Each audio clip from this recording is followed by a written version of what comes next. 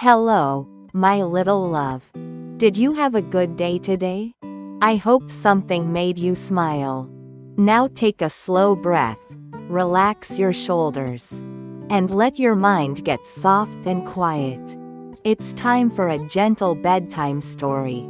Once upon a time, in the oldest and most golden days of the world, when the gods still walked the earth and the earth was still learning what it wanted to be, there was a long stretch of land that reached out into a bright and shining sea like an open hand.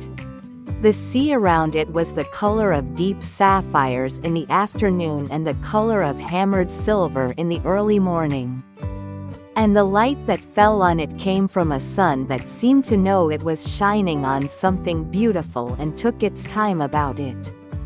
Laying the warmth down slowly, spreading it evenly, making sure nothing was left cold. The land itself was rocky and fragrant. Its soil was pale and thin but full of something generous underneath, something that wanted to give, and the plants that grew in it grew with a particular toughness and sweetness. As if learning from the beginning that the best things come from working a little harder and going a little deeper. Wild herbs grew in the cracks of the stones, thyme and oregano and rosemary, and in the summer when the sun was high these herbs gave off a smell that was warm and clean and very old. A smell that made you feel that you were in exactly the right place at exactly the right moment. At the heart of this beautiful land, on a long and gentle hill that caught the sea wind and the morning light, equally and held both with equal grace, people had begun to build a city. It was not yet a great city. It was a young city, still finding its shape, still learning what it wanted to be.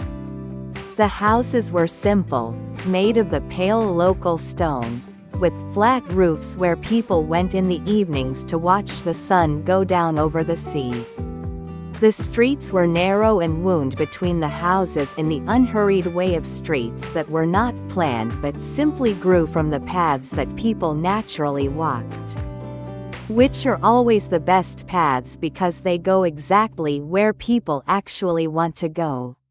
The people of this young city were thoughtful and curious and full of a love for their home. That was the kind of love that makes you want to take care of something, to learn its nature and tend to it with that knowledge.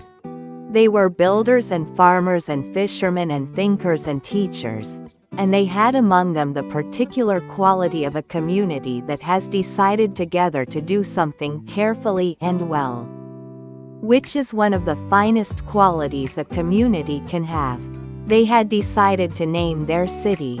And more than a name, they wanted a protector, a divine presence to watch over them and guide them and be connected to the spirit of their place.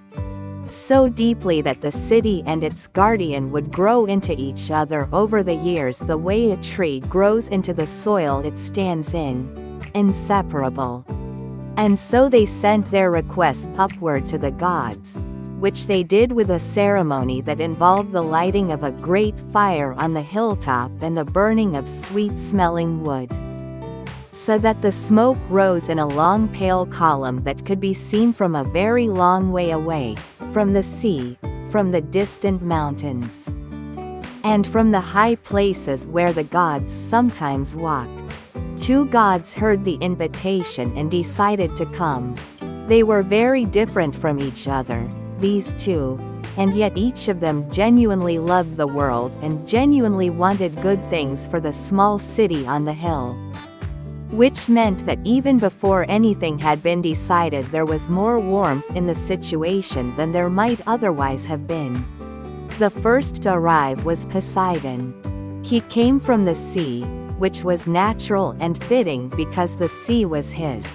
Not in the way you own something you have bought or been given, but in the way you belong to something that is part of you and that you are part of. He loved the sea the way you love something you have grown from, with a love that is not separate from the thing you love but continuous with it. He rose from the water on a morning when the sea was particularly blue and calm. And he walked up the long beach and up the hill toward the young city with the sea wind behind him and the smell of salt and deep water around him. He was tall and broad, and his hair moved in the wind the way seaweed moves in a current, and his eyes were the particular gray-green of deep water.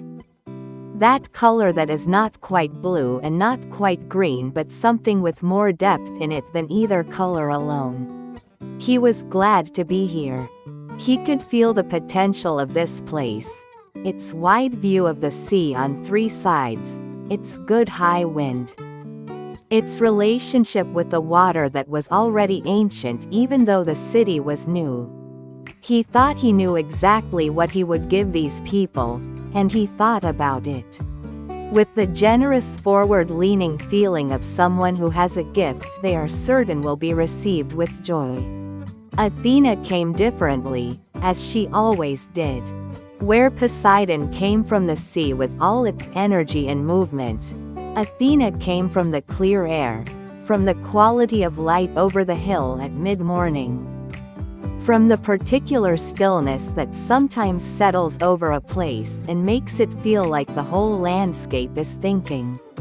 She was tall too, but lean and still where Poseidon was broad and in motion, and her eyes were gray.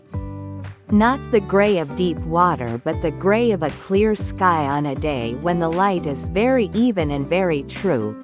The kind of gray that is not absence of color but presence of all of them in perfect balance. Athena loved wisdom. She loved it not as an abstract thing, not as something to be admired at a distance, but as a practical and living quality. The kind of wisdom that helps you make good decisions and understand difficult things.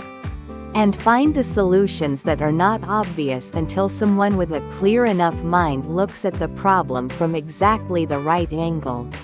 She loved the way wisdom could be given away without diminishing, the way you could share it with 1,000 people and have exactly as much as before, because wisdom was not a finite resource, but a renewable one, growing from the act of using it and giving it away.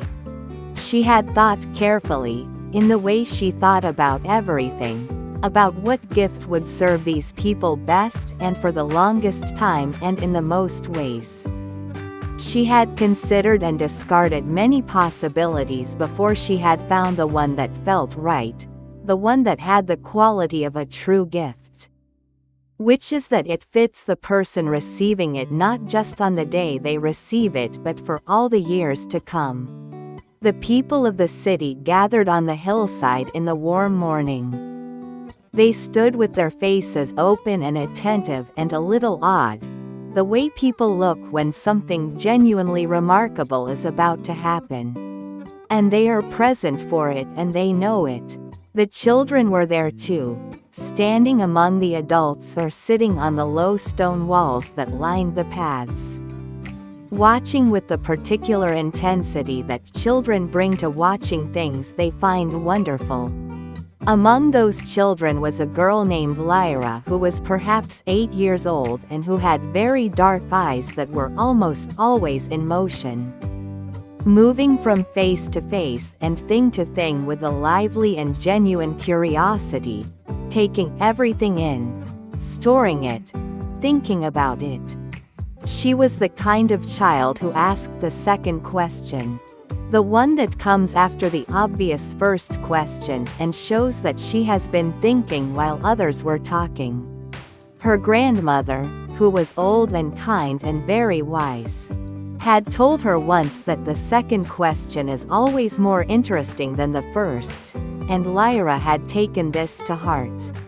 She stood near the front of the gathered people and watched Poseidon and Athena come together at the top of the hill. With the sea visible on all sides in the distance and the city spread below them. And she felt something she had no words for yet, a sense of the largeness of the moment, of being present for something that would be remembered. Poseidon went first. He stood at the top of the hill and looked out at the sea for a moment. Just breathing it in, feeling the salt air and the deep familiar pull of the water. And then he turned to face the gathered people and smiled. And his smile was wide and genuine and lit with the particular joy of someone about to give something they are proud to give. He raised his great hand and brought it down, open-palmed, on the bare rock of the hilltop. The rock trembled, very gently, not frighteningly, just a small and purposeful trembling like the hillside was taking a breath. And then, from the place where his hand had touched, a spring appeared. Clear, cold water came welling up from deep in the earth, finding its way through the ancient stone. Pushing up into the morning light, spreading across the surface of the rock in a thin, bright sheet and gathering in the natural hollow below his hand and beginning to run in a small, singing stream down the side of the hill. The sound of it was wonderful. Running water has a sound that nothing else in the world exactly replicates, a sound that is both complex and simple at once. Made of 100 tiny sounds together, the sound of water over stone and water over itself and water meeting air.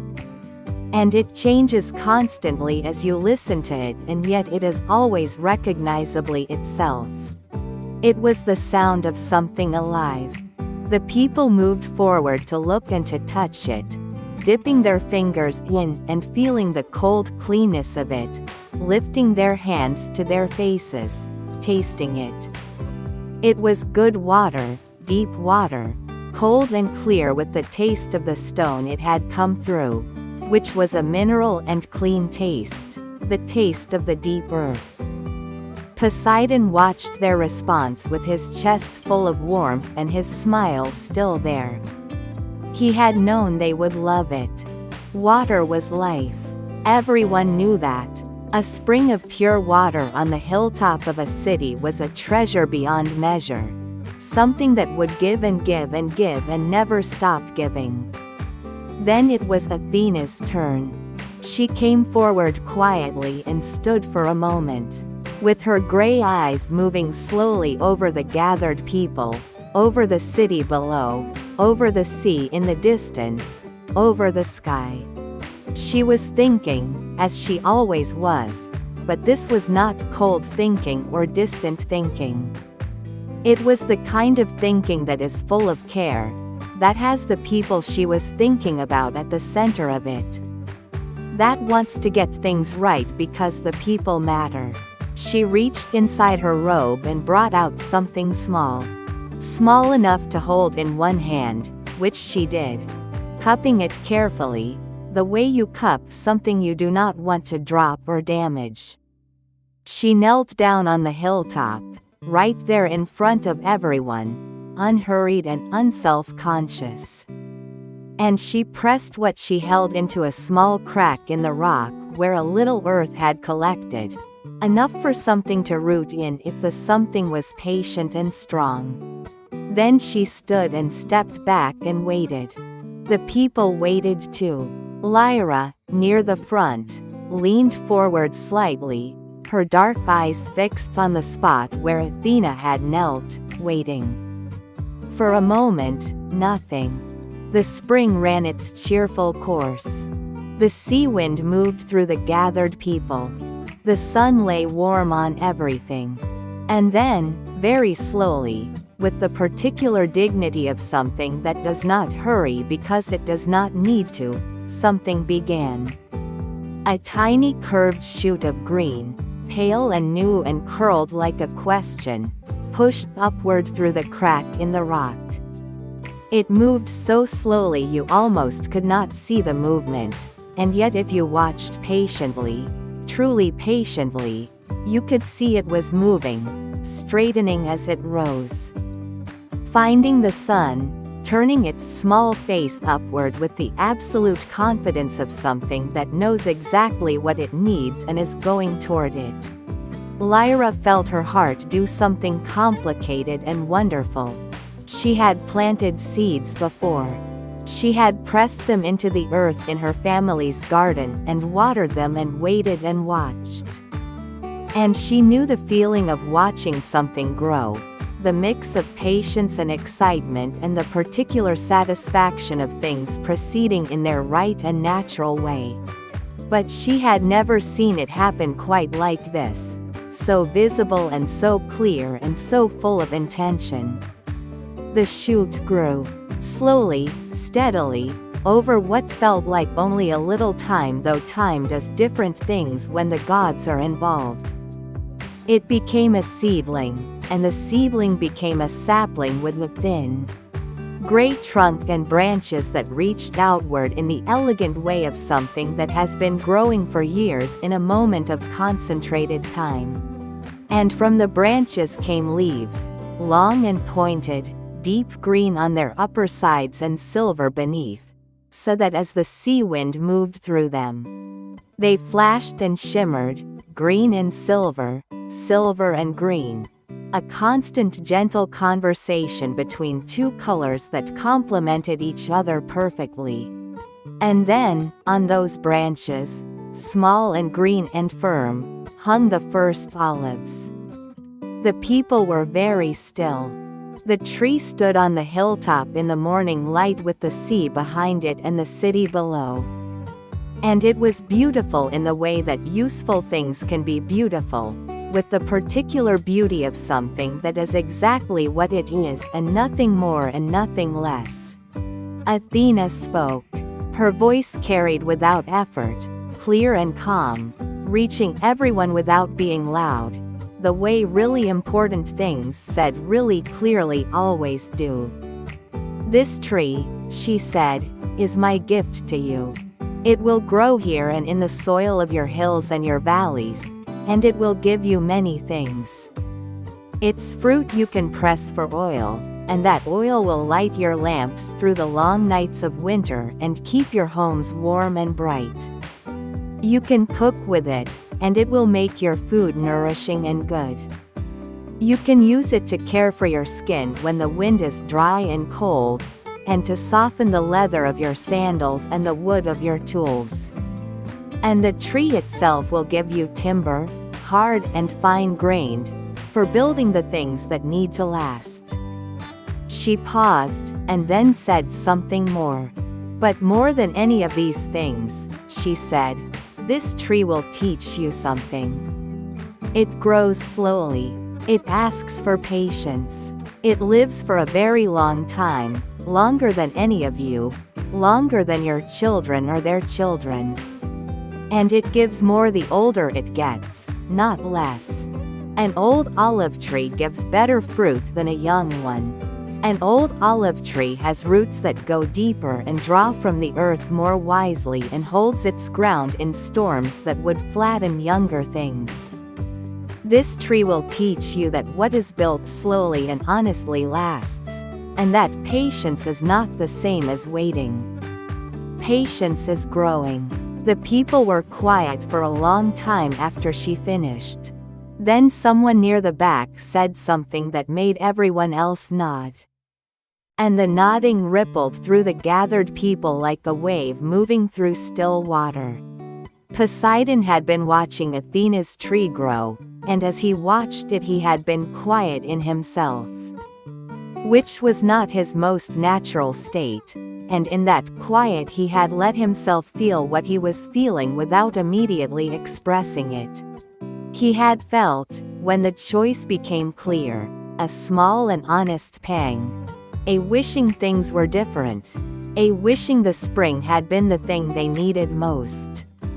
And then he had done what wise and good-natured beings do, which is to look at the thing that has been chosen and try to understand why.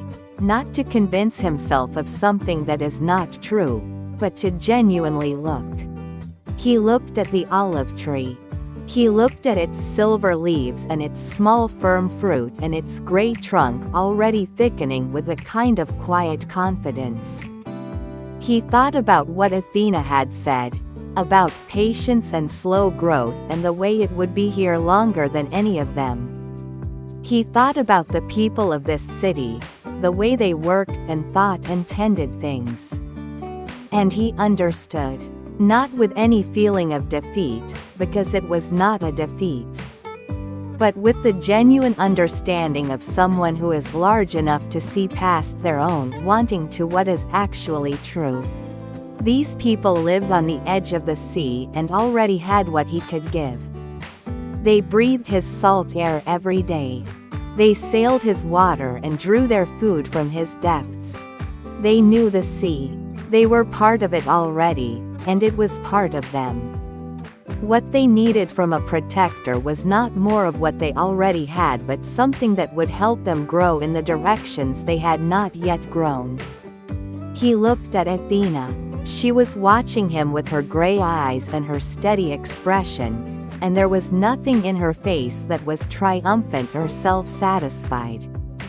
She looked the way she always looked, attentive and calm, and she looked at him with a kind of respect that was genuine. The respect of someone who knows what they are looking at and values it truly. Poseidon said to her, and his deep rolling voice was warm and without complication, "Your tree is the right gift for them." "I see it." Athena said to him, "Your spring will always be here. It came from your hand and it runs with your love for this place. That will not be forgotten." He nodded, slowly and with the weight of someone who has found their steadiness, and the nod was a real yes, not performed, not reluctant, but genuine. They named the city for Athena, and she became its guardian, and she was a good one, present in the clear thinking of its people. And in the quality of light over its hills and in the shade of its olive groves on hot summer afternoons. She did not make dramatic appearances or demand great ceremonies. She worked in the quiet way that wisdom works, from the inside, shaping the way people thought and chose and built and learned. The spring that Poseidon had made ran on in its place on the hilltop, a small bright gift that the people tended carefully, keeping the stones around it clean and the path to it clear, because they understood that it had been made with love and deserved to be cared for with love in return. On hot days, people climbed the hill to drink from it and feel the cold clean water on their hands and faces. And they thought of the sea and its great generous depths, and they were grateful. And the olive trees spread. The one Athena had planted on the hilltop stood for a very long time, growing slowly as she had promised, its trunk thickening over the years into the beautiful gnarled shape of great age. Its roots going deeper and deeper into the pale stony soil until they knew the rock in its depths. And from its fruit came seeds, and from the seeds came saplings, and from the saplings came more trees, planted on the hillsides and in the valleys. Tended by patient hands through dry summers and cold winters, spreading slowly outward from that first tree on the hilltop. The way all true things spread, gradually and surely, in every direction at once. Lyra grew up in the shadow of the olive trees. She grew up pressing her palms against their rough trunks and feeling the warmth the stone-colored bark held from the sun. She grew up climbing into the lower branches and sitting there among the flickering silver-green leaves, with the sea visible through them in pieces, blue and glittering. She grew up helping at harvest time, spreading the cloths beneath the trees and climbing into the branches to shake them gently, watching the olives fall like small dark rain onto the pale cloth below. She grew up thinking about what Athena had said, about patience and slow growth and the way old things give more rather than less. She thought about it the way you think about something that has been said to you when you were young and that you are still unpacking years later. Finding new layers in it, understanding it more deeply each time you return to it. She became, as she grew, A person who thought before she spoke and chose carefully and built things that lasted. She planted an olive tree in her own garden when she was grown and tended it with the patience she had learned from watching the old trees on the hillside. And she told her children about the morning when two gods had come to the hilltop and given gifts. And she told it the way it had felt to her as a child standing near the front with her dark eyes wide. She told them about Poseidon's spring and its cold clear song. She told them about the tiny green shoot uncurling from the crack in the rock.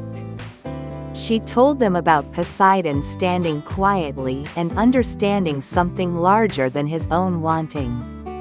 And she told them, this part always lasts, what Athena had said about patience, and about how what is built slowly and honestly lasts, and about how patience is not the same as waiting.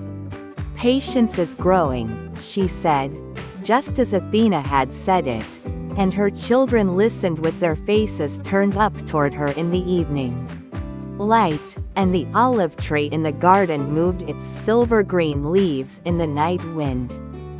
And the smell of the herbs in the garden was warm and old and full of everything that had ever grown in that good pale stony soil.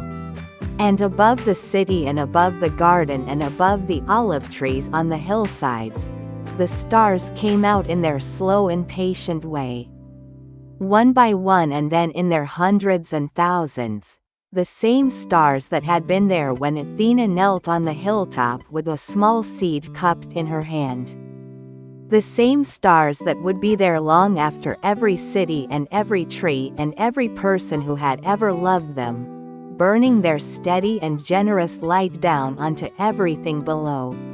Without hurry, without effort, without any thought that what they were doing was remarkable. It was just what they did. They burned and they were warm and they were always there. Just like the trees. Just like the spring. Just like the love that is built slowly and honestly and lasts. You did well today, my little love. Now let your eyes grow heavy. And let the night wrap around you like a soft blanket. Sleep well, sweet dreams, and rest deeply.